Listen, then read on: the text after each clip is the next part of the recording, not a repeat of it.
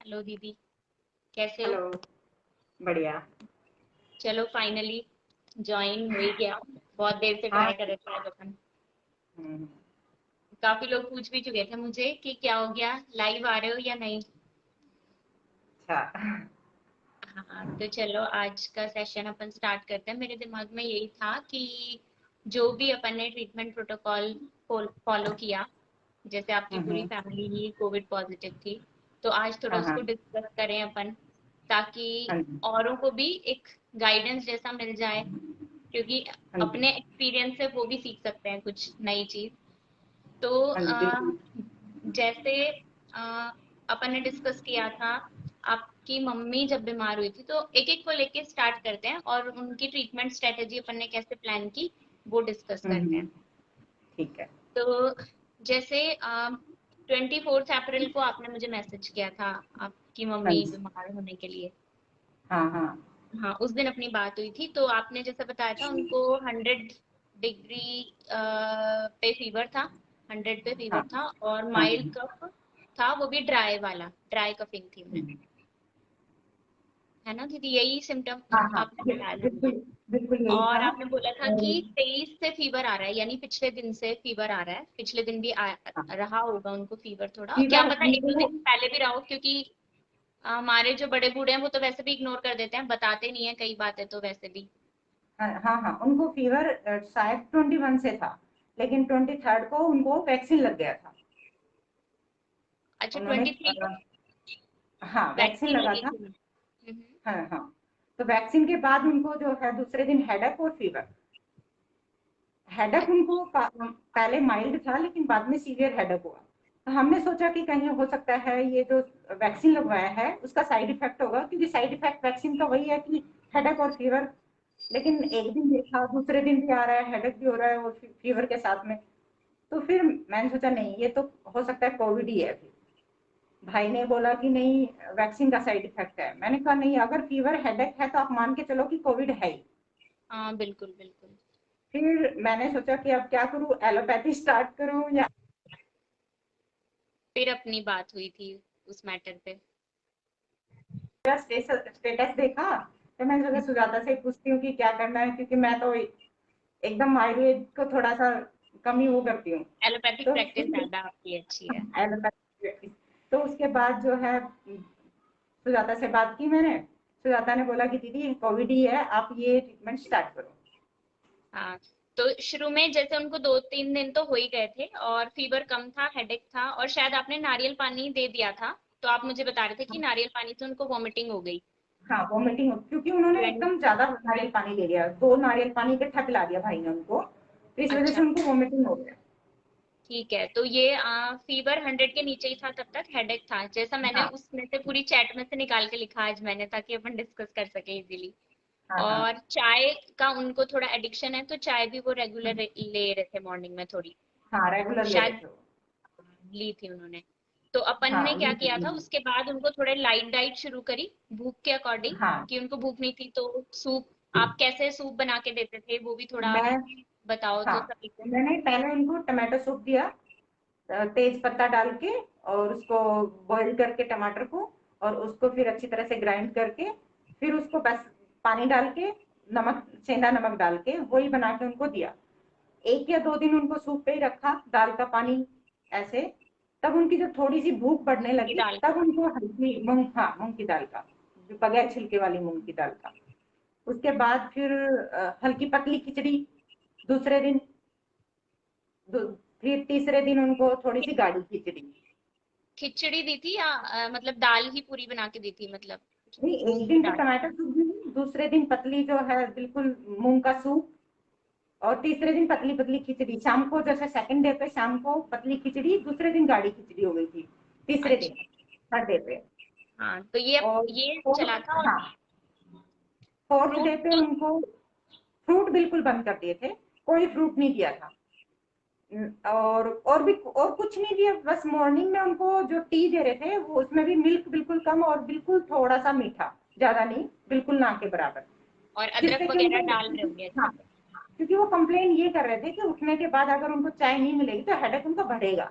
तो इसलिए हमने सोचा चलो टी दे के देखते हैं, तो उनको थोड़ा सा रिलीफ लगता था कि ठीक है चलो, इसलिए। तो ये किया, लेकिन उनका फीवर जो है वो मेरे ख्याल से 100 के आसपास रह ही रहा था हाँ, तब भी। और 100, अपन ने हाँ शायद, जहां तक मेरे को याद आ रहा है, एक तो अपन ने संजीवनी शुरू की थी अदरक के पानी हाँ से। हाँ, नहीं अदरक के पानी से नहीं, गुनगुने पानी से स्टार्ट किया था। अच्छा। और हाँ, और त्रिलोक चिंतामणि रस दिया था। हाँ, दो सेकेंड मेडिसिन, डे हाँ स्टार्ट दो, कर दिया था अपन ने वो। हाँ दो मेडिसिन उनकी स्टार्ट की थी। हाँ। लेकिन थर्ड या फोर्थ डे पे शायद उनका SpO2 डाउन जाने लगा, क्योंकि जब वो बाथरूम के लिए उठने लगे तो SpO2 उनका 92 चला जाता था। हाँ, यानी तब फिर 24 को हाँ अपनी बात हुई थी, 26 को उनका SpO2 कम होने लग गया था। हाँ हाँ, और 26 को। शायद जो सबसे कम SpO2 अपना डिस्कशन हुआ था 92 तक गया था। हाँ बाकी 92 94, को। 93, 95 ऐसे ही रह रहा था मेरे हाँ, ख्याल से। फिर हाँ वही ना, फिर सुजाता ने 92 पे जाते हुए बोला कि नहीं दीदी, अब इनको जो है दूसरी मेडिसिन स्टार्ट होनी चाहिए, क्योंकि चेस्ट तक जाने लग गया है। चेस्ट तक हम्म। पहुंच गया है ये, अब दूसरी मेडिसिन। फिर अपन ने कुछ भस्म प्रिपरेशन शुरू की थी, जिसमें श्रृंगाभ्र रस, क्योंकि सारी मेडिसिन मिल भी नहीं रही थी, आपको भी पता है उस टाइम पे। हाँ तो हाँ, जो नहीं जो नहीं, भी वहां पे अवेलेबल हुआ था, हमें श्रृंगाभ्र रस मिला था। और हाँ एक्स्ट्रा अदरक भी अपन ने थोड़ा मिलाया था उसमें। हाँ, अदरक महालक्ष्मी भी मिला मिलाया था। था। और महालक्ष्मी ब्लड, श्वास का श्वास चिंतामणि का रस। चिंतामणि मिला नहीं था, तो श्वास चिंतामणि अपन ने स्टार्ट किया हाँ था। और हाँ, इन सबको अपन ने तुलसी के स्वरस से देना शुरू किया था। तुलसी की जरूरत से, हाँ। 3 डोज में, 3 डोज चलाई थी दीदी या 4, नहीं, कैसे शुरुआत मुझे में ध्यान नहीं। 4 डोज चलाई थी। 4 डोज चलाई थी शुरुआत में। और साथ में 27 से जैसे ही SpO2 डाउन होना शुरू हुआ, वैसे ही अपन ने सिकाई और ये शुरू करा दिया था। हाँ, अजवाइन और नमक के उससे पोटली बना के उसका स्वेदन, और जो है सरसों के तेल में हींग डाल के उसकी पहले मालिश करके फिर उसकी पोटली स्वेदन। हाँ, तो ये हमने क्यों दिया था, क्योंकि 27, 26, 27, 28 के आसपास उनको चेस्ट बहुत हैवी लग रही थी। और ऐसा लग रहा था ना, कफ बहुत भरा है, और शायद कफ निकल रहा था, जैसा आप मुझे बता रहे थे कि बलगम आ रहा है। मॉर्निंग मॉर्निंग में उठते ही उनको कफ निकलता था। वैसे उनको कफ खांसी उनको थी नहीं, लेकिन जैसे ही 6-7 डे पे पहुंचे, तब जब एस्पिरेट उनका डाउन जाने लगा था, उसके बाद उनको माइल्ड कफ स्टार्ट हो गया था। लेकिन जब मॉर्निंग हाँ, में जब वो माइल्ड कफ सो के शुरू हो गया उठते था। थे, हाँ सो के उठते थे, तब बहुत ज्यादा कफिंग होती थी उनको। ठीक है दीदी। तो ये 27 को अपन ने स्टार्ट किया। देखिए, आप सभी के लिए मैं बता दूं, 24 को हमने मेडिसिन शुरू की। तो माइल्ड सोच के ही हमने पहले कुछ संजीवनी बटी और त्रैलोक्य चिंतामणि हमने वैसे ही स्टार्ट कर दिया था। उसमें जैसे हाँ वैक्रांत है वैद्यनाथ वाले में, और स्वर्ण है। तो दोनों ही एक हाँ रसायन की तरीके से भी हैं, बल्ले भी हैं, ज्वरनाशक हैं।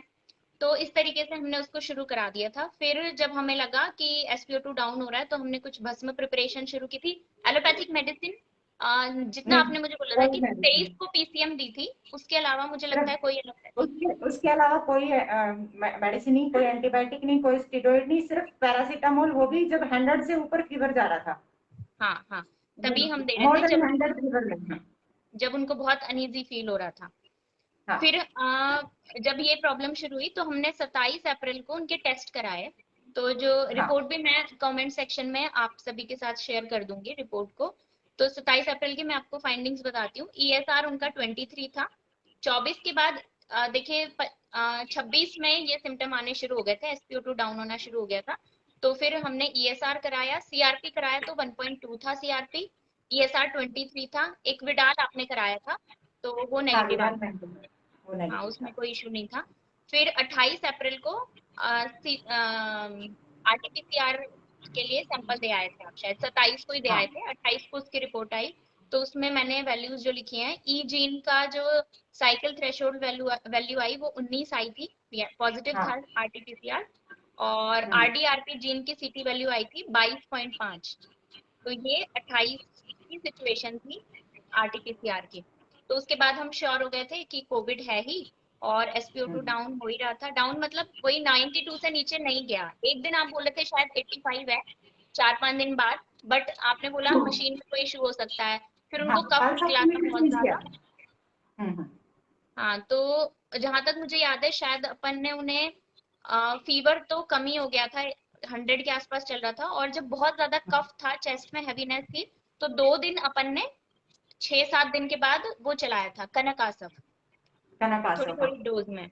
तो हाँ। उसका जो मैंने सोचा था ये कॉन्सेप्ट मैं आपको बता दूं, क्योंकि पहले तो पेशेंट ज्वर में ही था, अभी हम सारे कॉन्सेप्ट डिस्कस करेंगे बाकी फैमिली मेंबर्स के अकॉर्डिंग भी। लेकिन जैसे कास का अगर मैं आपको सिम्टम पढ़ के बताती हूँ, चरक है मेरे पास, उसमें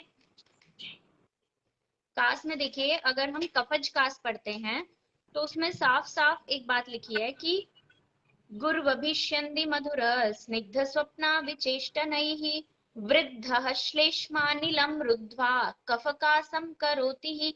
वृद्धः श्लेष्मा अनिलम रुद्ध्वा, बस यही कॉन्सेप्ट हमने सोचा था, क्योंकि पहले तो हम ज्वर को मैनेज कर रहे थे, फिर जैसे हमें पता चला SpO2 कम हो रहा है, कफ भरा है चेस्ट में, और इन्होंने बोला कफ बहुत ज्यादा भरा होगा, और उनको आ भी रहा था, सुबह सुबह कफ आ रहा था, चेस्ट बहुत हैवी लग रही थी, और साथ में तो यानी कफ बहुत बढ़ जाता है और वायु को रोकता है, इसलिए पेशेंट को खांसी आती है और SpO2 डाउन होता है, कुछ ऐसी संप्राप्ति हम सोच सकते हैं। तो कफ कासम करोति ही, फिर अगली लाइन में उन्होंने लिखा है मंदाग्नित्वम, अग्नि मंद रहेगी, पेशेंट को भूख नहीं लगेगी, अरुचि, अरुचि होगी, छर्दी वॉमिटिंग जैसी फीलिंग भी उनको होती थी, मेरे को ऐसा लगता है, आप क्योंकि हाँ, मेरे को डीलिंग होती नोजिया, नोजिया मॉर्निंग में उनको नोजिया होता ही होता था। तो एकदम टिपिकल कफज कास्ट के लक्षण थे। पीनस उत्क्लेश गौरवई, गुरुता थी सिर में, भारीपन तो शायद हेडेक तो उनको हाँ, चौथे 5 दिन खत्म हो गया था, बट भारीपन रह रहा था भारीपन रहता हमेशा। था। हाँ। तो ये सारे कफज कास्ट के लक्षण थे, इसलिए हमने सोचा कि कनकासव चलाया जाए। 2 दिन के लिए हमने कनकासव चलाया था उन्हें, रिपीटेड मुहुर्मुहु वाली कंडीशन में, शायद हर 2-3 घंटे में रिपीट करा था हमने, और कंसंट्रेटेड फॉर्म में ही चलाया था। तो उसके हम्म। बाद उनका हमने 30 तारीख को ESR, CRP और डी डाइमर रिपीट कराया। हमने हाँ। सीटी स्कैन नहीं कराया था तब तक। तो 30 अप्रैल नहीं। की कोई एलोपैथिक मेडिसिन नहीं चल रही थी, आप फिर से ध्यान देंगे, परहेज पूरा चल रहा था, फ्रूट्स कोई नहीं दे रहे थे, सिर्फ सिंपल यही सूप चल रहा था गरम गरम, और नींबू पानी एक वगैरह दो ऐसा कुछ भी चपाती, नहीं दिया था हमने। नींबू वगैरह नहीं, कभी कभी चपाती के साथ में वो सब्जी, जैसे लौकी वगैरह की, तरोई की, इनकी सब्जियां चल रही थी। हाँ, बस ये सब्जियां चल रही थी, एक आधा चपाती शायद वो लेते थे जब उन्हें भूख लगती हाँ। थी। तो हम्म। 30 अप्रैल को हमने ESR कराया, फिर से देखिएगा ESR 25 आया, पहले 23 था 27 अप्रैल को, 30 अप्रैल को 25, और CRP उनका आया 4.3, जो CRP पहले 1.2 था, लेकिन ये CRP भी नॉर्मल है, अभी भी CRP नॉर्मल था, उसमें कोई गड़बड़ नहीं आई। डी डाइमर 0.53 आया उनका। तो श्योर तो थे ही हम कि जो है ये RT-PCR में जब रिपोर्ट तो पॉजिटिव आई गई थी, तो हम श्योर थे इस बारे में। फिर हमने 1 तारीख को CT कराया, क्योंकि उनका जो फीवर है वो माइल्ड टू मॉडरेट रह ही रहा था, 90, मतलब दिन भर नहीं रहता था, दिन के किसी एक टाइम पे, शायद शाम के टाइम ज्यादा आता था मेरे शाम ख्याल के से। टाइम पे उनको चढ़ता था वो, 99.9, 99.8 ऐसे रह के डाउन अपने।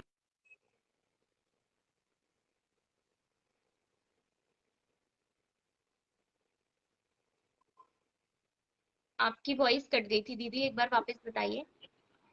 वही कि पैरासीटामोल लेने की जरूरत नहीं पड़ी थी, 99, 99.8 हाँ ऐसे करके अपने आप अप डाउन हो रहा था टेम्परेचर। हाँ। और इस इन 2 दिनों में शायद उनको कफ भी बहुत निकला था जब अपन ने कनकासव हाँ, चलाया था। मॉर्निंग में जब वो उठते थे तो कम से कम आधे से 1 घंटे तक उनको कफिंग बहुत ज्यादा होती थी, और कफिंग के साथ में बलगम साथ में आता था, वो बार बार बाथरूम जाते थे बलगम डालने के लिए। ठीक है, तो ये हमने किया, फिर हमने 1 तारीख को उनका CT कराया। तो CT की फाइंडिंग्स मैं आपको बताती हूँ। Multifocal patchy ground glass opacities, तो क्योंकि कंसोलिडेटेड पैचेस नहीं थे, कंसोलिडेशन अगर हो जाता है तो मुझे ऐसा लगता है कि वात दोष वहां पे ज्यादा इन्वॉल्व है, क्योंकि सुखाने का काम तो वायु का ही है। अब multifocal patches ground glass opacities, तो वो भी हमें थोड़ा वैसा ही सोचने को मजबूर कर रही थी कि कफज कास वाली ही कंडीशन है। तो और साथ में जो CT स्कोर आया वो 9 आया था, एटिपिकल निमोनिया था ही, 9 CT स्कोर आया, और साथ में प्रोमिनेंट मीडियस्टिनल लिम्फ नोड्स की भी फाइंडिंग्स में हमें देखने को मिला था। और अपर लोब्स जो थे उन दोनों में पैचेस मिले थे बायलेटरली, मिडल लोब में सिर्फ राइट साइड में पैचेस थे, और लोअर लोब में बायलेटरली पैचेस थे, और जो पूरी फाइंडिंग थी वो 9 थी, तो लगभग माइल्ड ही समझ लें हम, या मॉडरेट का, 9 के बाद मॉडरेट ही रहता है। तो माइल्ड टू मॉडरेट का केस था हमारा, शायद हो सकता है इससे 1-2 दिन, क्योंकि हमने कनक आसव 2 दिन देने के बाद सीटी कराया था अपनी हम्म। तसल्ली के लिए। वैसे पेशेंट में इम्प्रूवमेंट था, सीटी हमने तब कराया जब वो उठ के बैठने भी लग गई थी थोड़ा बहुत, जैसा पेशेंट इंक्लाइन होने लग जाता है ना कुछ चीजों में, टीवी चला के देखना, आपने मुझे बोला था कि आज वो बैठी हैं थोड़ा, हाँ, 5-6 दिन बाद उन्होंने टीवी वगैरह 5-6 दिन चलाया। बाद, हाँ। हाँ, तो माइल्ड फीवर था लेकिन पेशेंट हेल्दी लग रहा था, पेशेंट में इम्प्रूवमेंट था उनमें। लेकिन फिर भी हमने सोचा कि एक बार सीटी करवा लेना चाहिए, तो सीटी की ये फाइंडिंग्स आई थी। उसके बाद में हमने शायद क्वाथ में क्या चलाया था दीदी, महासुदर्शन और और ये महासुदर्शन हाँ, घनवटी, महासुदर्शन घनवटी और संजीवनी वटी। संजीवनी संजीवनी वटी चली थी उसके बाद, और विद महासुदर्शन घनवटी। कुछ दिन के लिए उनको क्या नौजिया ज्यादा हो रहा था, तो हमने वो पाउडर फॉर्म जो थी भस्म प्रिपरेशन वो बंद कर दी थी हमने कुछ वो दो समय दिन के के लिए, लिए बंद किया था, हाँ, 2 दिन दो के लिए दिन के बंद लिए कर दिया बंद कर दिया था। तो उसके बाद लेकिन उनकी तबीयत नहीं बिगड़ी, फीवर उनको 3-4 दिन शायद और रहा था उसके बाद, यही माइल्ड वाला था। हाँ, 99 99.5। महासुदर्शन घनवटी स्टार्ट करने के बाद फीवर जो है अपने आप कंट्रोल हो गया, और वो 2 दिन के लिए जो मेडिसिन हमने स्टॉप की थी उसकी वजह से उनका कड़वापन वो वगैरह वो भी चला गया था। तो ऐसे करके हमने मैनेज किया, और आज कितनी 8 तारीख है ना, तो आज क्या कंडीशन है उनकी। आज अभी बिल्कुल बेटर है, ना फीवर है, भूख भी ठीक लग रही है, ठीक है, और जो भस्म थी हमने वो भी बंद कर दी है। अभी फिलहाल उनकी कोई मेडिसिन नहीं चल रही है, सब बंद कोई कर दिया है। मेडिसिन, तो अब आप नहीं। देखिए कोविड पेशेंट थे, और जो है सीटी जो हमने 6 दिन बाद कराया उसमें सीटी स्कोर 9 आया, हमने तब कराया जब उनकी सिचुएशन ठीक हो चुकी थी, मतलब इम्प्रूवमेंट स्टार्ट हो चुका था, उसके बाद इम्प्लीमेंट के सीटी बाद। कराया। तो हो सकता है ये सीटी ज्यादा आता, अगर हम थोड़ा पहले कराते तो शायद 13-14 तक आ सकता था। लेकिन क्योंकि हाँ, हमारी अप्रोच वही थी कि कफज कास है, हमने पहचाना कि कंसोलिडेटेड पैचेस नहीं है, कफज कास है, तो स्ट्रेटेजी वाइज ट्रीटमेंट किया कि फर्स्ट स्टेज में हमें क्या देना चाहिए, फिर जब कफ बढ़ गया है तो हमें क्या देना चाहिए, क्योंकि आयुर्वेद में बहुत ज्यादा कंफ्यूजन है बहुत सारे लोगों को कि कोविड हो गया तो समझ में नहीं आता कि कैसे ट्रीटमेंट करना है। तो आज का जो हमारा सेशन था, तो मेरा डिस्कशन दीदी से यही हुआ कि हम कुछ ऐसा डिस्कस करें, कुछ लाइव ऐसा सेशन रख दें ताकि हमारे केस से औरों को भी सीखने को मिले। तो अभी उनका हाँ, हमने कोई सीटी नहीं कराया बाद में, क्योंकि वो हेल्दी है ना, हमने आरटीपीसीआर रिपीट कराया है, हाँ आइसोलेशन में वो है अभी भी, बट वो अपने रेगुलर रूटीन के काम कर पा रही है खुद से, थोड़े थोड़े वीकनेस है थोड़ी, बट अब हमने उनका दूध वगैरह भी बाद में चला दिया था इन सब के बाद, हाँ, जैसे नमक उनको का डाल कफ के कम दूध हुआ, स्टार्ट कर दिया। कफ कम हुआ तो फिर हमने उनका दूध स्टार्ट किया, नॉर्मल खाना शुरू किया, मतलब थोड़ी तड़के लगाई हुई सब्जी स्टार्ट कर दी, कम, बिल्कुल वासा कम ऑयल में। और वासावले भी स्टार्ट किया। वासावले स्टार्ट किया था लास्ट में, हाँ हमने। हाँ, तो हाँ, देखिए ट्रीटमेंट जो आयुर्वेद का होगा वो स्टेज वाइज होगा, सिम्टम्स को देख के कौन सा दोष बढ़ा हुआ है उसको पहचान के हमने कंप्लीटली आयुर्वेदिक मैनेजमेंट किया इन पेशेंट्स का, और इन पेशेंट का, जबकि इनकी एज कितनी थी दीदी, 62। 62 एज थी, आप देखिए। तो ऐसे घबराने वाली बात नहीं है, हम ये चीज आपके सामने इसलिए रख रहे हैं ताकि आप एकदम से पैनिक होके, और ज्यादा एज में खास करके हम परेशान हो जाते हैं कि क्या होगा, लेकिन एक स्ट्रेटेजी के साथ हम चलते हैं। अभी हम स्वेदन इनका हमने जारी रखा 27 तारीख के बाद से लगभग 10-15 दिन तक, अभी शायद हो सकता है बंद किया हो कुछ दिन अब पहले ही। बंद कर दिया, बंद कर दिया। तो ये उनका जारी था, ये बहुत इंपॉर्टेंट है, क्योंकि अगर कहीं वहां पे कफ जमा है तो हमें रूक्ष स्वेदन करना पड़ेगा। लोग क्या कर रहे हैं, भाप तो ले रहे हैं, पर वो भाप सिर्फ मुंह पे ले रहे हो आप, जबकि हमें तो चेस्ट से कफ को कम कराना है ना, पिघलाना है, बाहर निकलवाना है। तो उस भाप को, भाप ना लेके, अगर भाप लेनी भी है तो चेस्ट पे लें, उसकी बजाय अगर रूक्ष स्वेदन किया जाए, बालू का पोटली का कर लिया जाए, या फिर अजवाइन की पोटली बना के उसमें नमक डाल के उसका कर लिया जाए। और साथ में डाइट बहुत इंपॉर्टेंट रोल प्ले करती है इसमें। हमने बिल्कुल सूप पे उनको, और दाल पे, सब्जी पे, थोड़ा थोड़ा टेस्ट के भी इश्यूज आते हैं पेशेंट को, तो जैसे जैसे उनको फीवर कम होता गया और थोड़ा सा अग्नि ठीक होती गई, मतलब भूख थोड़ी थोड़ी थोड़ी खुलने लगी, तो हमने धीरे धीरे उनकी डाइट बढ़ाई। तो ये तो उनका मैनेजमेंट हो गया, कंप्लीट मैनेजमेंट। अब आपके ऊपर भी आते हैं, आपकी पूरी फैमिली इन्फेक्टेड थी, हाँ, क्योंकि मैं फर्स्ट या सेकेंड डे, हाँ उनसे मिलने गए थे आप। हाँ, मैं मिलने के लिए गई थी सेकंड डे पे। जब वो पोटली स्वेदन के लिए, वो भाई को समझ नहीं आ रहा था कैसा करना है, तो मैं उनको पोटली स्वेदन समझाने गई थी। तो उनके कांटेक्ट में आने के बाद, वैसे मैंने डबल मास्क पहन रखा था, फिर भी मैं कांटेक्ट में आ गई उनके। मुझे शाम को ही, जैसे हमारे पूरे रूप होते हैं, रोम हर्ष होना, आलस्य आना, तंद्रा निंद्रा, वो सब मेरे को होने स्टार्ट हो गए थे। मैंने फिर सुजाता को फोन किया कि सुजाता, मुझे पूरे रूप तो आ चुके हैं, मुझे लग रहा है मैं कांटेक्ट में आ चुकी हूँ। तो उन्होंने कहा कि नहीं दीदी, टेंशन मत लो, आप आज से ही फैन ऑफ करो और डाइट फॉलो करो।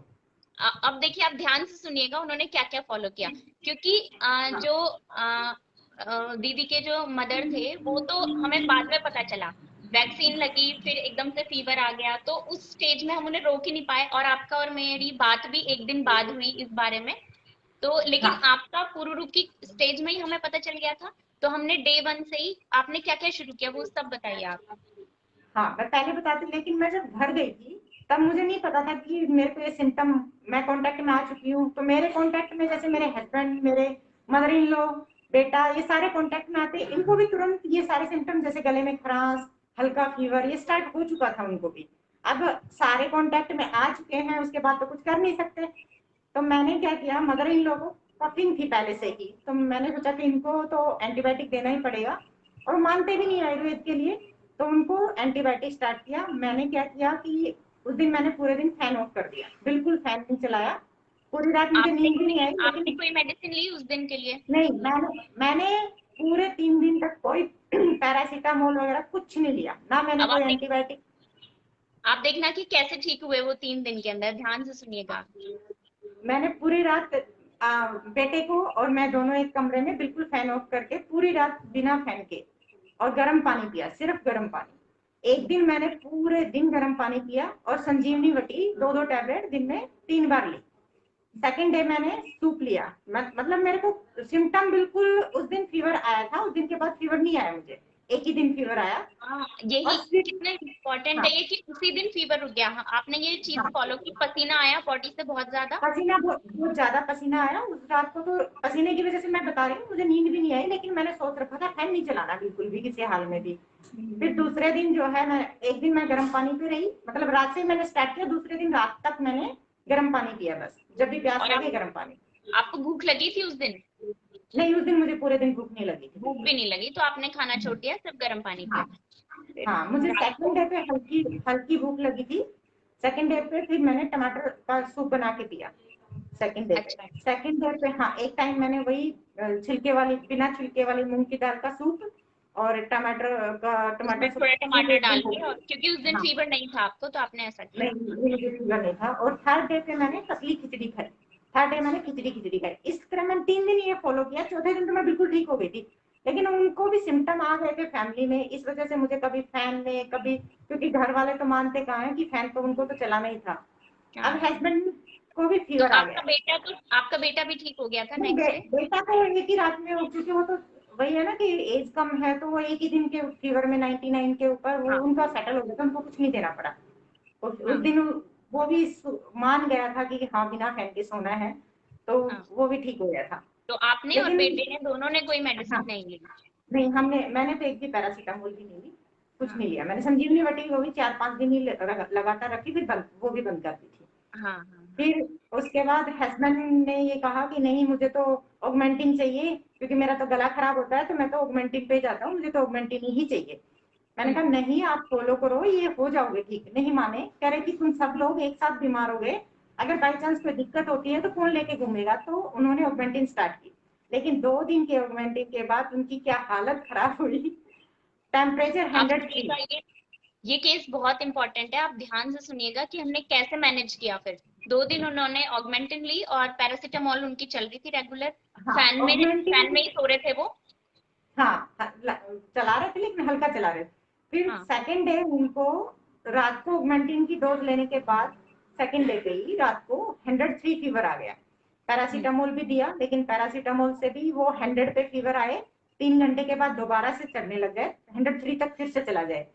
तो मैं फिर परेशान, अब क्या करूं, क्योंकि ना तो पैरासीटामोल से फीवर जा रहा है, ऑगमेंटिन, एंटीबायोटिक वगैरह, vitamin C, vitamin E, vitamin D सब कुछ खा रहे हैं। अब फिर मैंने गिलोय, जब उसी टाइम पे भाई के पास कॉल किया, उनके पास गिलोय की वो डंठल पड़ी थी, वो मंगाई, उनको कूट के उसी टाइम पे मैंने काढ़ा बनाया।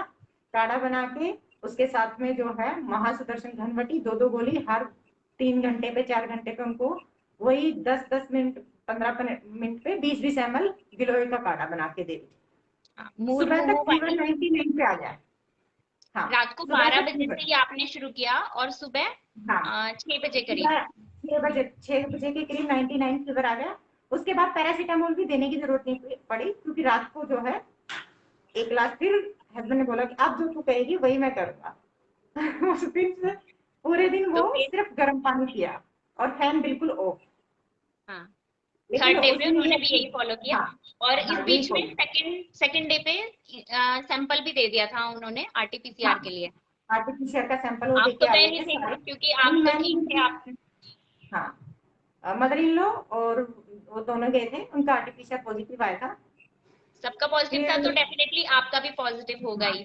हाँ मेरा भी हो गई, लेकिन मेरे सिम्टम में थे नहीं। आप 3 दिन में ठीक हो गए और फिर उन थर्ड डे पे एंटीबायोटिक के बाद उनको ये इश्यूज हुए, फिर हाँ, हमने गिलोय चलाई। एंटीबायोटिक, विटामिन, हाँ विटामिन से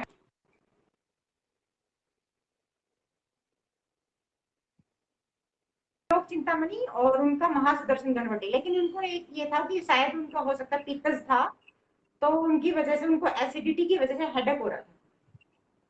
हेडेक उनका नहीं जा रहा था, क्योंकि पूरे दिन वो पानी पानी पे, तो उनको बस में यही था मैं पानी पी रहा हूँ तो इस वजह से मुझे एसिडिटी है। तो हम्म, एसिडिटी के लिए उनको वही चलाया था, सर्वकल्पवात बना के सुबह मतलब शाम।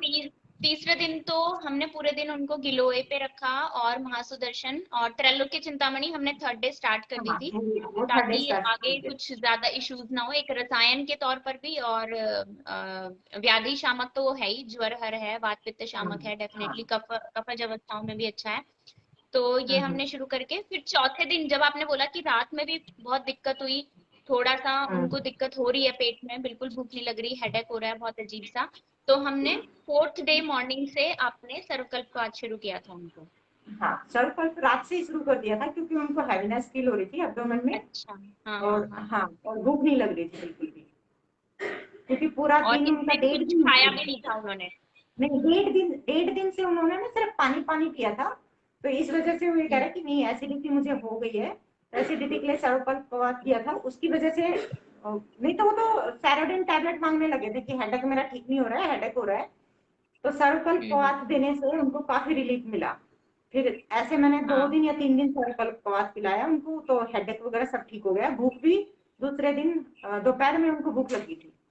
धीरे धीरे ठीक हो गई थी भूख भी, एक डेढ़ हाँ, डेढ़ ठीक हो दो गई। दिन बाद। हाँ तो फिर उसके बाद डाइट हमने लाइट ही रखी थी कुछ दिन के लिए। हाँ हाँ, उनकी टेस्ट हल्की। भी करवाए थे। हाँ, उनकी वो वो डी, क्या वैल्यूज हाँ आई थी वो मैं नहीं देख पाई, ईएसआर और सीआरपी। हाँ, डी डाइमर वगैरह करवाया था। उनका डी डाइमर ज्यादा था, क्योंकि कह रहे थे कि आम अवस्था में शायद सैंपल दिया है, इस वजह से डी डाइमर बढ़ा हुआ आया है। क्योंकि हाँ, सैंपल हमने 900, शायद सेकंड डे पे ही दे दिया था सैंपल। 920 कुछ ऐसे आया था उनका। हाँ, सैंपल सेकंड डे पे दे दिया था, बट हाँ, सीआरपी उनका ठीक था। सीआरपी एट एट एट के आसपास था। एक तो एकदम नॉर्मल हाँ था और बाकी हाँ। सारी वैल्यूज भी एकदम ठीक थी। हम्म। बाकी सब तो ठीक था। हाँ, हाँ तो ये एक बहुत इंटरेस्टिंग केस थे कि उन्होंने स्टार्टिंग में ऐसा शुरू किया और वहीं आपने दूसरी साइड एकदम आयुर्वेदिक प्रोटोकॉल स्टार्ट कर दिया फर्स्ट डे से ही। तो मैं थोड़ा ये हम्म समझाऊं इसके बारे में आपको कि ये काम कैसे करता है, कि फैन ऑफ क्यों करना है हमें। देखिए, अगर हमें फर्स्ट डे फीवर आया है तो सबसे पहले तो फीवर में कि कुछ कॉन्ट्राइंडिकेशंस हैं, स्नान नहीं करना, शीत स्थान में नहीं रहना है, वो ज्वर के लिए भी कॉन्ट्राइंडिकेशंस है और साथ में प्रतिशाय की भी। प्रतिशाय का की जब आप निरुक्ति पढ़ेंगे तो सुश्रुत संहिता में उत्तर तंत्र में उन्होंने लिखा है कि वातम प्रतिशायम गमनम वा, क्योंकि कोविड जो डिजीज है उसमें ज्वर के साथ साथ में प्रतिशाय हो रहा है। प्रतिशाय ही स्टार्टिंग में होता है मोस्टली, ज्यादातर लोगों को या तो गला खराब होगा या नाक बंद होने से या रनिंग नोज से शुरुआत होती है। तो कहीं ना कहीं प्रतिशाय स्टार्ट हो रहा है, इसका मतलब वायु के बिना प्रतिशाय हो नहीं सकता। तो एक तो हमें ज्वर को सोचते हुए ज्वर को मैनेज करके चलना है, आम पाचन वगैरह कराना है, अग्नि दीपन और ये सब करते रहना है। और दूसरा हमें साथ में वात शमन करना है हमारे ऊपर के एरिया में, गले में, कान में, क्योंकि कान खुले रहेंगे तो भी यूस्टेशियन ट्यूब के थ्रू कनेक्शन तो है ही, नाक में हवा जानी ही जानी है। और बाहर हमें फैन बंद करके रखना है, मतलब ओवरऑल हमें क्या करना है, वात शमन करना है। क्योंकि जो भी वायरस हमारे अंदर गया है नाक के थ्रू या जैसे भी, तो शुरुआत तो यहीं से होगी उसकी वायरल रेप्लिकेशन की।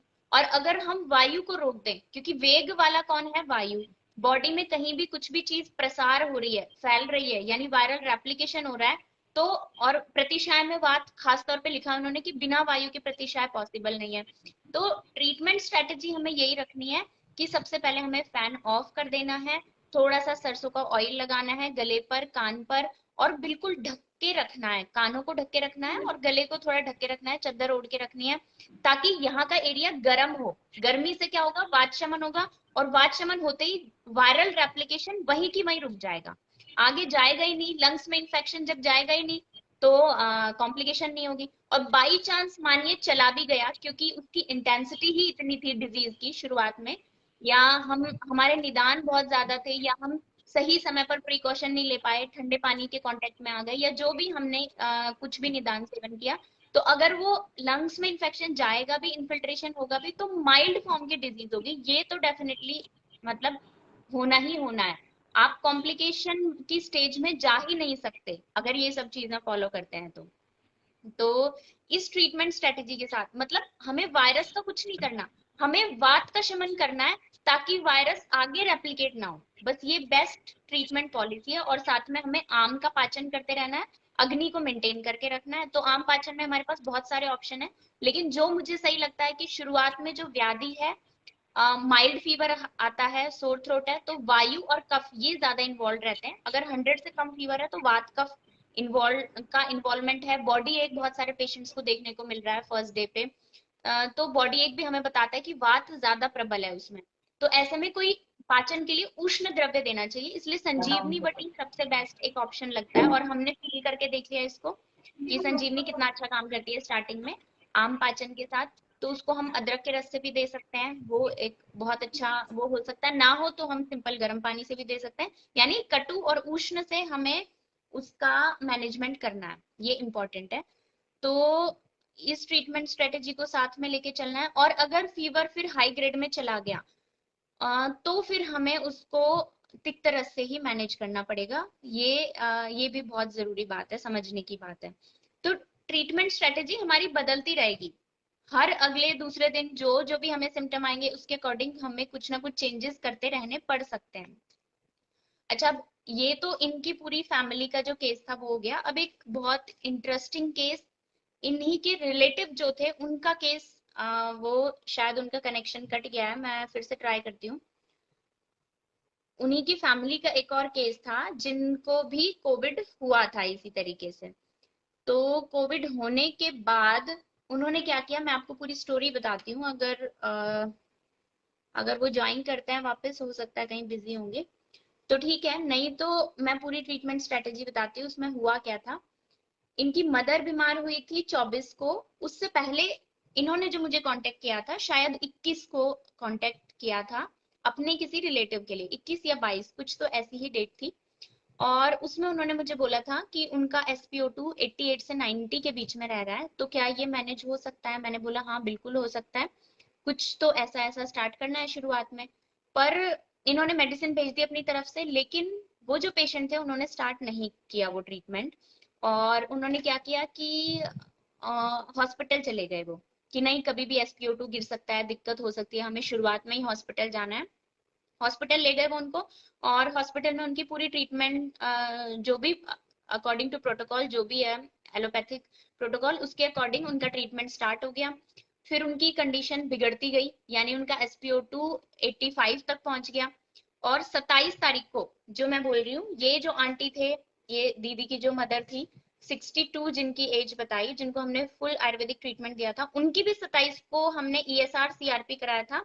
और इनके भी, यानी पैरेलल साइड में ये जो दूसरा केस मैं बता रही हूँ, उनके भी 27 को टेस्ट हुए। तो 27 को उनके टेस्ट में देखिए, इनका तो ESR 23 था, CRP नॉर्मल 1.2 था, और विडाल कराया था वो नेगेटिव था। लेकिन बाकी के टेस्ट इन इस केस के सुनिए अब क्या क्या, जो हॉस्पिटलाइज्ड थे उन्होंने कोई ट्रीटमेंट प्रोटोकॉल फॉलो नहीं किया। फ्रूट्स वो डेली ले रहे थे और हॉस्पिटल में जो भी खाना मिल रहा था वो प्रॉपर वही खाना ले रहे थे। तो इनका ब्लड यूरिया देखिए 63 था, ब्लड यूरिया 63 बढ़ चुका था।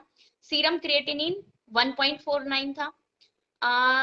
ब्लड यूरिया नाइट्रोजन 29, एसजीओटी भी बढ़ गया था 42, एसजीपीटी 70 फुल मॉडर्न ट्रीटमेंट चल रहा था। आयुर्वेदिक मेडिसिन कोई भी नहीं चली, उन्होंने मना कर दिया था कि मेरे को गर्मी करती है, मैं बिल्कुल नहीं लूंगी ना। उन्होंने कोई खान पान से रिलेटेड कुछ बातें या मानी थी। और इनके जो न्यूट्रोफिल्स थे वो 94 थे, 75 मैक्सिमम तक होते हैं, तो न्यूट्रोफिल्स भी उनकी कंडीशन को बताते हैं। लिम्फोसाइट्स बहुत कम हो गए थे 4। तो वीक जो उनका इम्यून सिस्टम था उसकी सिचुएशन हमें न्यूट्रोफिल्स और लिम्फोसाइट से पता चलती है। जबकि ये जो आंटी थे जिनको हमने आयुर्वेदिक मेडिसिन दी थी उनके न्यूट्रोफिल्स लिम्फोसाइट्स एकदम नॉर्मल थे, मतलब पूरा सीबीसी में कहीं कोई इशू नहीं था। जबकि इस केस में न्यूट्रोफिल्स लिम्फोसाइट्स की सिचुएशन बिगड़ गई थी। जो टीएलसी थे वो भी जो है बढ़ गया था, 20,700 पे पहुंच गया था टीएलसी। ये उनकी 27 को कंडीशन थी। फिर उन्होंने रेमडेसिविर का इंजेक्शन लगवाया उनको, तो उसके बाद भी सिचुएशन नहीं सुधरी। उसके बाद उनका स्टीरॉइड चला कुछ दिन तक, हॉस्पिटलाइज्ड रहे वो इस पूरे दौरान में। वो शायद अभी कल या परसों डिस्चार्ज हुए हैं। अभी तो वो जो है वो दीदी हमारे साथ नहीं है, अगर वो होते तो आपको बताते पूरी बात, शायद कहीं बिजी हो गए होंगे। तो ये सब उनका चला, रेमडेसिविर चला, फिर उसके बाद उनका पूरा स्टीरॉइड का जितने भी दिन का, शायद 10 दिन का उन्होंने चलाया वहीं हॉस्पिटलाइज करके। इंजेक्शन भी वो बड़ा महंगा लाए थे, हॉस्पिटल के चार्जेस भी ऐड होते जा रहे थे इस बीच में। और उनका SpO2 ठीक होने की बजाय गड़बड़ हो रहा था। फिर लास्टली जो 2 दिन पहले उन्होंने उनको डिस्चार्ज करा लिया और कितने SpO2 पे 92 सॉरी 82 SpO2 पे उनको डिस्चार्ज करा के वो घर ले आए। प्लाज्मा थेरेपी के लिए वो बात कर रहे थे। अब आगे मुझे नहीं पता कि वो उनकी हुई या नहीं हुई, लेकिन ये केस आगे की स्टोरी मुझे नहीं पता, बस मुझे ये पता है कि वो 2 दिन पहले डिस्चार्ज होके घर आ गए। तो अब आप देखिए जो डिस्कशन का पॉइंट था कि एक पेशेंट, वही प्रॉपर कोविड पेशेंट, सीटी वैल्यू मैंने आपको 9 बताई, वो भी कौन से दिन, आफ्टर 7 डेज, जब उनमें इंप्रूवमेंट शुरू हो चुका था तब। जब वो एग्रेसिव स्टेज में थे उस टाइम पे तो हमने उनका सीटी कराया ही नहीं था। तो आप कंपेयर करके देखिए शुरुआत से। और एक केस आपको ऐसा भी देखने को मिला इसी फैमिली में जिन्होंने फर्स्ट डे से समझ के सब चीजें आयुर्वेद के अकॉर्डिंग स्टार्ट करी। सब चीजें मतलब सिर्फ मेडिसिन नहीं आती, हर बीमारी का प्रोटोकॉल बेस्ड अगर मैनेजमेंट करते हैं तो उसमें डाइट आती है और बाकी रहन सहन से रिलेटेड चीजें, जैसे नहाना नहीं है, इन्होंने नहाया भी नहीं था जिस दिन इनको सिम्टम हुए थे उस दिन, और नेक्स्ट डे दोनों दिन नहीं नहाए थे ये। तो तीसरे दिन इनको बिल्कुल सही फील हो गया था जैसे इन्होंने सारी बातें बताई। तो जो वो वात वाली थ्योरी है ना कि रेप्लिकेशन जल्दी होगा अगर वात को बल मिला, हमें क्या करना है, हमें कुछ नहीं करना, वात को रोकना है सिर्फ। वात को अगर अपन ने रोक दिया अपनी आधी प्रॉब्लम सॉल्व हो जाएगी। वात का शमन करते ही वायरल रेप्लिकेशन रुक जाएगा, क्योंकि गति देने वाला तो वायु ही है ना, वायर। और साथ में वातम प्रति शायम गमनम वा, वो बात भी वो बात भी अभी वो दीदी आ गए हैं, मैं उनको ऐड करती हूँ, देखते हैं अगर ऐड हो जाते हैं तो उनकी केस को भी उन्हीं से मैं आपको कहलवाऊंगी, तो थोड़ा आपको आपको भी बिलीव हो। जो आयुर्वेद वाले हैं वो अपनी पैथी पे बिलीव करें, प्रॉपरली उसको फॉलो करें। और जो आयुर्वेद वाले नहीं हैं वो डॉक्टर की सही सलाह लेके शुरू करना, आयुर्वेदिक ट्रीटमेंट शुरू करें। क्योंकि ये एक बहुत बड़ी प्रॉब्लम हो गई है, लोग नुस्खे भी बताने लगे हैं कि ये काढ़ा दे दो या खुद से काढ़ा लेने लग जाएंगे। ऐसा नहीं होता आयुर्वेदिक ट्रीटमेंट। हम रिपोर्ट्स को देख के इवेल्युएट करते हैं, सिम्टम्स को देख के दोषों को इवेल्युएट करते हैं और उसके बाद स्टेज वाइज ट्रीटमेंट चलाते हैं। तो अब दीदी मैंने वो केस डिस्कस किया था, जो दूसरा केस था, आपके जो रिलेटिव थे जो हॉस्पिटलाइज हो गए हाँ थे, तो हाँ उनकी मैं स्टोरी बता रही थी। उनकी भी आपने मुझे रिपोर्ट भेजी थी, तो रिपोर्ट की सिचुएशन तो मैंने हाँ बता दी थी उसकी। हाँ उन्होंने वही उन्होंने मेडिसिन जैसे त्रिलोक चिंतामणि और संजीवनी टी उनको बोला था, लेकिन उन्होंने मना कर दिया था कि नहीं, मैं हाँ मेरे को ये गर्म करती है, क्योंकि उनकी पाइल्स की प्रॉब्लम है। तो उन्होंने कहा मुझे पाइल्स की प्रॉब्लम बढ़ जाती है इनसे, तो उन्होंने हाँ। तो लगभग वो कितने दिन हॉस्पिटल में रहे होंगे उसके बाद? वो कितने दिन हेलो। हॉस्पिटलाइज रहे दीदी उसके बाद? 15 डेज। 15 डेज हॉस्पिटलाइज रहे तो। हाँ, अभी और लेकिन उनकी कंडीशन अभी भी ठीक नहीं है। वो तो पेशेंट ने ये कहा कि मुझे जो है अब घबराहट हो रही है और पता नहीं मेरा क्या होगा, लेकिन मुझे अभी घर लेके चलो। तो अब उनको डिस्चार्ज करके ऑक्सीजन पे घर पे रखा हुआ है, लेकिन मेडिसिन उनकी अभी भी एलोपैथी ही चल रही है, क्योंकि वो अभी भी आयुर्वेद के लिए मना कर रहे हैं, क्योंकि आयुर्वेद के लिए वही। और वहां पे एलोपैथी उसमें जो है, मैंने उनको बोला चलो ठीक है तुम लोग एलोपैथी ट्रीटमेंट ले लो, लेकिन अपना जो डाइट है वो हमारी तरफ से हम जैसे अकॉर्डिंग हमारे बता रहे हैं तो आप वैसे फॉलो करो, कि खीरे मत बिल्कुल खाओ, फ्रूट्स मत खाओ। लेकिन वो पपाया भी खा रहे थे, खीरे भी खा रहे थे, एसी में उनका रूम था। तो ये सब उनका ध्यान दीजिए आप टीएलसी, इस बात पे। जब वो एडमिट हुए थे उनका टीएलसी बिल्कुल 12,000 कुछ था, लेकिन टीएलसी उनका 20,000 से भी ऊपर हो गया था। बिल्कुल बिल्कुल, मैंने टीएलसी बढ़ बताया गया था, अभी उस रिपोर्ट। हाँ, लिम्फोसाइट्स उनकी और भी ज्यादा डाउन हो गए थे, 4 पे आ गई थी लिम्फोसाइट्स। 4 पे, हाँ हाँ, बिल्कुल। और जो उनका जो कि है नहीं होना। डी डी टाइमर भी 900 से अबोव था, 950 कुछ ऐसे था, वो भी ज्यादा था। लेकिन अभी जो है और उनका उनका वही ऑक्सीजन पे सीआरपी, ही है। सीआरपी उनका 50 अबोव था। 50 अबव सीआरपी था। हाँ, देखिए दो सीआरपी केस, उनकी एज भी कितनी होगी दीदी? उनकी 50 से 48 49। देखिए दो केस, एक हमारे पास 62 के केस और वो 50 की एज वाले, और दोनों सेम लेवल पे थे लगभग। आपके जो मदर मदर थी उनका भी 92 एक दिन आ ही गया था, और इनका हाँ, जब अपनी बात हुई तो इनका उनका, 88 हाँ, 99 के करीब था। नहीं उनका उस टाइम पे 92 पे ही गया था। 92 पे वो इतने पैनिक हो गए थे कि नहीं हॉस्पिटलाइज होना है, हॉस्पिटलाइज होना है, तब वो जाके हॉस्पिटलाइज हो गए थे 92 92 पे। बिल्कुल। तो आप देखिए दो केस, सिमिलर से केस, जबकि दूसरे में एज में इतना डिफरेंस था, 10-12 साल बहुत मायने रखता है। और ऊपर से हमने प्योर आयुर्वेदिक मैनेजमेंट दिया विद स्ट्रेटेजी, आहार विहार के साथ। विहार को भी हमने प्रॉपर मेंटेन करके रखा। एसी का रूम नहीं था ना आपकी मम्मी का? नहीं नहीं नहीं, बिल्कुल भी नहीं, वो फैन भी बिल्कुल धीरे पे। बिल्कुल कम चलाते थे। देखिए जब तक हम एसी चला के रहेंगे, ठंडे में रहेंगे, बिल्कुल अपोजिट ट्रीटमेंट स्ट्रेटेजी जो है, जो हमारे आयुर्वेद में लिखी गई है, उससे बिल्कुल अपोजिट हो जाएगी वो।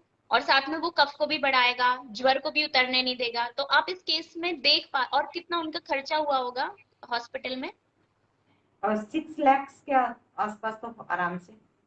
6 लाख रुपए का खर्चा। और जो आपकी पूरी फैमिली का जो ट्रीटमेंट हुआ, हमने आयुर्वेदिक मैनेजमेंट जो भी किया, उसमें कितना लगा होगा सब लोगों को की रिकवरी? मुश्किल से 6,000 रुपए।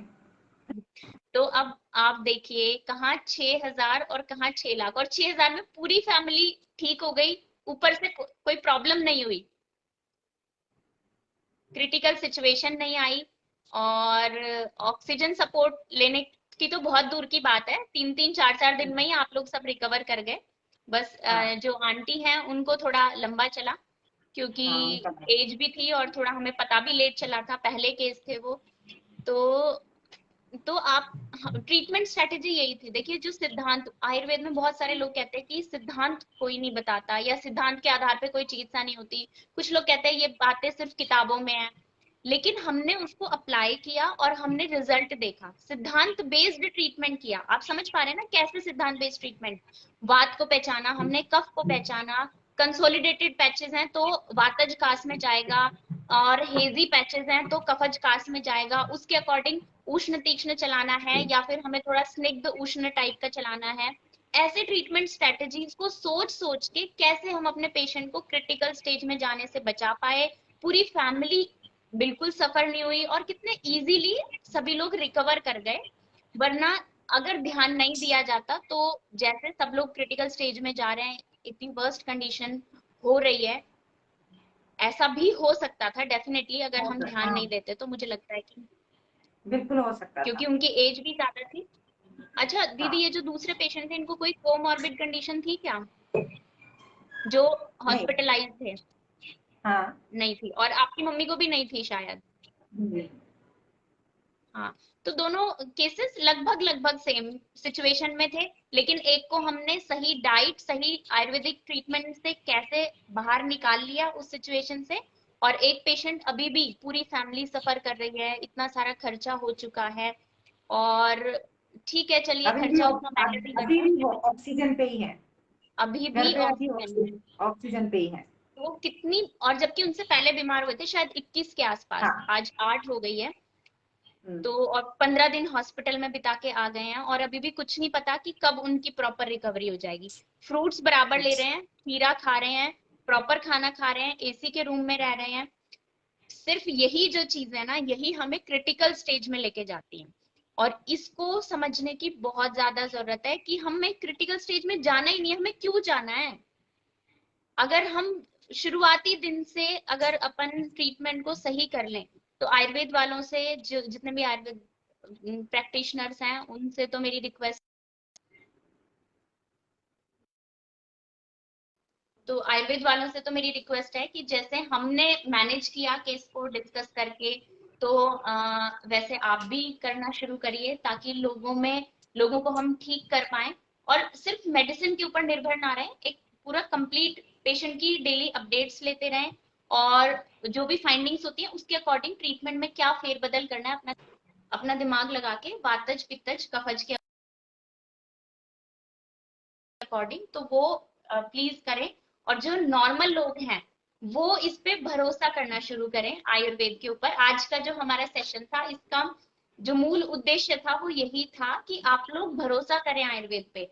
हम बहुत सक्सेसफुली ऐसे केसेस को ट्रीट कर रहे हैं, और कॉम्प्लिकेशंस में जाने से बचा रहे हैं उनको। तो मुझे उम्मीद है कि डेफिनेटली कुछ ना कुछ सीखने को मिला होगा आज आपको हमारे सेशन से। और थैंक यू सो मच दीदी कि आपने टाइम निकाला, ये सब चीजें डिस्कस करी, ताकि सभी लोगों के काम आ सकें ये सारी चीजें। अरे इतना नहीं बिजी सुजाता, शेड्यूल मुझे था अपना। मुझे मुझे बोलना चाहिए तुझे सर, थैंक यू नहीं नहीं नहीं, कि बिल्कुल नहीं, ये तो ऐसी बुरी कंडीशन से निकाला है, क्योंकि सारे नहीं जब दीदी, एक साथ बीमार पड़ते हैं ना, तब दिमाग काम करना कैसे बंद होता है वो मुझे पता है। कि होता है बिल्कुल। उधर से मम्मी, इधर से फैमिली, पूरी फैमिली, और मैं खुद बीमार होने के बाद सबको देखना, इसीलिए मैंने सोचा कि पहले अपने आप को भी तो ठीक करना है ना, तो इसलिए। आपने स्ट्रिक्टली सब फॉलो किया, और 3 दिन में बढ़िया हो गए, और फिर सबका ध्यान रखा। तो आपने बहुत ब्रेव तरीके से सब चीजें हैंडल करी। मेरे को तो खैर मतलब बताना ही पड़ता था, या डिस्कस करते थे अपन, लेकिन आपने सब चीजें हैंडल करी हैं एक्चुअली, तो कि क्या बना के देना है, कैसे मैनेज करना है। तो जो पेशेंट को के साथ जो रह रहे हैं ना, परिचारक आयुर्वेद में जो बताए गए हैं, वो भी बहुत इंपॉर्टेंट है। और यहाँ आपके केस में डॉक्टर भी आप थे, परिचारक भी आप थे, तो और इजी रिकवरी हो पाई।